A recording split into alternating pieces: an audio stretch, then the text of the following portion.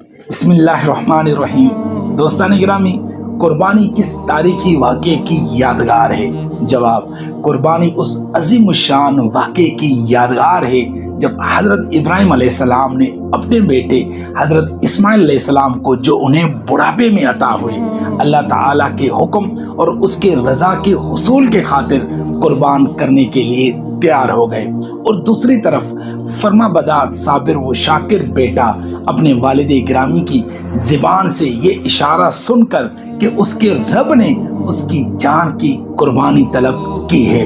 اسی لمحے اللہ تعالیٰ کی راہ میں قربان ہونے کے لیے تیار ہو گیا۔ اور اللہ رب العزت کو حضرت ابراہیم اور ان کے بیٹے کی یہ ادا بہت پسند آئی اور قربانی قبول ہوئی، مگر بیٹے کی جان بخش دی گئی اور اس کی جگہ ایک مینڈا قربان کر دیا گیا۔ چنانچہ آج تک آپ علیہ السلام کا ذکر اور قربانی کی صورت میں آپ علیہ السلام کی یادگار موجود ہے اور قیامت تک موجود رہے گی، اور قدرت نے اس یادگار کو فرضیت و لازم کا درجہ دے کر ایسا مستحکم انتظام فرما دیا کہ اسے کسی بھی سازش اور بے جا منفی تعویلوں سے ختم نہیں کیا جا سکتا۔